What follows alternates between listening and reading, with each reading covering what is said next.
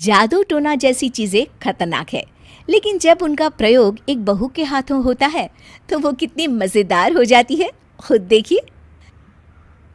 रामगढ़ गांव में सुधा रहती थी।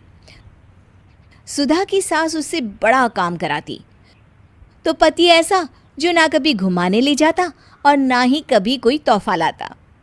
बेचारी इस बात से हमेशा दुखी रहती, लेकिन एक दिन उसकी जिंदगी बदल जाती है।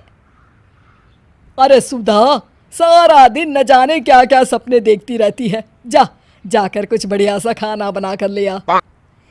सपना ना देखो तो क्या करूं, मेरे तो कर्म ही फूट गए जो ऐसे घर में शादी हो गई। इससे अच्छा तो माँ जी कोई फुल टाइम मेड ही रख लेते। ओहो, बढ़िया ही फुल टाइम मेड रखने वाली। मेरे बेटे के लिए तो विलायत से रिश्ते आ रहे थे। वो तो तेरे पापा ने तेरी इतनी झूठी तारीफ कर दी कि हमारा तो मन ही पिघल गया। अच्छा, विदेश से रिश्ते? वाह माँ जी वाह। अरे भगवान से तो डरिए, विलायती बहू लाकर क्या गाय का गोबर लिपवाती। बहू बहू होती है, ना वो देशी होती है ना विलायती। बहू का काम सिर्फ सास की सेवा और घर का काम होता है। और सुन, तुझे मैं क्यों बताऊं कि मैं क्या करती? जाकर घर का काम कर। सुधा मन महसूस कर वहां से चली जाती है। शाम को सुधा का पति जल्दी घर आता है, जिसे देख सुधा खुश हो जाती है। जी, आ गए आप? जरूर मुझे कहीं घुमाने ले जाने का प्लान होगा आपका। सब समझती हूँ मैं। अरे नहीं भाग्यवान, घूमना क्या है, बस आज जल्दी बस मिल गई तो घर जल्दी पहुंच गया। अच्छा सुनो, जरा आज शाम की चाय के साथ पकोड़े भी तल लेना, बड़ा मन कर रहा है। सुधा पति की बात सुनकर पैर पटकती हुई किचन में चली जाती है। वो काम करते करते खिड़की के बाहर देखती है कि तभी उसे एक चमकीली सी कॉपी दिखाई देती है।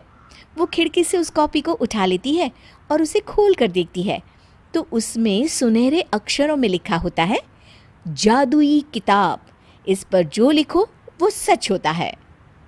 सुधा उस किताब को देखकर खुश हो जाती है और जल्दी से पास रखी पेंसिल उठाकर उसमें लिख देती है, मेरी सास सारा काम कर दे। तभी उसकी सास किचन में आ जाती है और कहती है, अरे बहू, सारा दिन लगी रहती है काम में, अब जाकर आराम कर ले। मैं तेरे लिए चाय और गर्मा गर्म पकोड़े लेकर आती हूँ। सुधा ये देखकर हैरान हो जाती है और कॉपी लेकर कमरे में आ जाती है। तभी वो देखती है कि उसका पति आराम से बैठकर किताब पढ़ रहा होता है। सुधा झट से कॉपी निकालकर उसमें लिखती है, मेरा पति मुझे घुमाने ले जाए। बस फिर क्या था, सुधा का पति किताब बगल में रख देता है और उससे कहता है, बहुत दिन हो गए हम कहीं घूमने नहीं गए ना, चलो कल मैं ऑफिस से छुट्टी ले लेता हूँ। सुधा ये सुनकर खुश हो जाती है कि तभी उसकी सास हाथ में चाय और पकोड़े लेकर खड़ी हो जाती है। चलो बहू, कुछ खा लो। अरे किस्मत वाले हैं हम जो हमें तू मिली, वरना मेरे बेटे की शादी कहीं तय ही नहीं हो रही थी। कोई लड़की इस घर में शादी नहीं करना चाहती थी। ले बहू, खा ले। अब तो सुधा की बल्ले बल्ले हो गई थी। सुधा की सास और पति बस उसके इशारों पर घूमते। एक दिन सुधा को सास का हार पसंद आ जाता है। वो सास से कहती है, माँ जी कितना खूबसूरत हार है, क्या ये हार आप मुझे दे देंगी? ओए होए, बढ़िया ही, मुझे दे देगी? अरे तेरी माँ ने दिया है ना मुझे, जो मैं तुझे दे दूँ? मैं अपने एक भी गहने तुझे कभी नहीं दूंगी। तभी सुधा अपने कमरे में जाती है और कॉपी में लिख देती है, सास के सारे गहने मेरे हो जाए। अब क्या था, थोड़ी ही देर में सास एक संदूक लेकर उसके कमरे में आ जाती है। बहू ये ले। ये क्या है माँ जी? बेटा ये मेरे गहने हैं, अब मुझ बुढ़िया पर तो ये अच्छे नहीं लगते। तेरी तो उम्र है पहनने उड़ने की, ये ले गहने तू ही रख ले।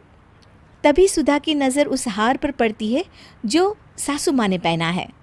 और माँ जी ये हार जो आपके गले पर है? सास हार उतारते हुए कहती है, हाँ बहू ये भी ले ले। फिर कान के टापस उतारते हुए कहती है, ये ले बेटा, तू ये भी ले ले। फिर एक एक कर वो अपने सारे पहने हुए गहने उतारने लगती है। ये भी ले ले बहू, ये भी ले ले। सुधा तो खुशी के मारे बौखला जाती है। हाँ हाँ, लाइए लाइए, लाइए लाइए। तभी सुधा का पति उसके पीछे आकर खड़ा हो जाता है और जोर से चिल्लाता है। अरे सुधा, क्या हुआ? क्या लाइए लाइए कर रही हो? अरे जरा कढ़ाई में तो देख लो, सारे के सारे पकोड़े जल गए। तभी सुधा की सास भी उसके सामने आ जाती है। इस लड़की से तो एक काम ठीक से नहीं होता, दिन भर सपने ही देखती रहती है। तभी सुधा को होश आता है। वो खिड़की के बाहर देखती है जहां उसे कुछ दिखाई नहीं देता। दरअसल जादुई वादुई कुछ नहीं था, वो सिर्फ एक काल्पनिक सपना था जो सुधा अपनी जिंदगी से तंग आकर देख रही।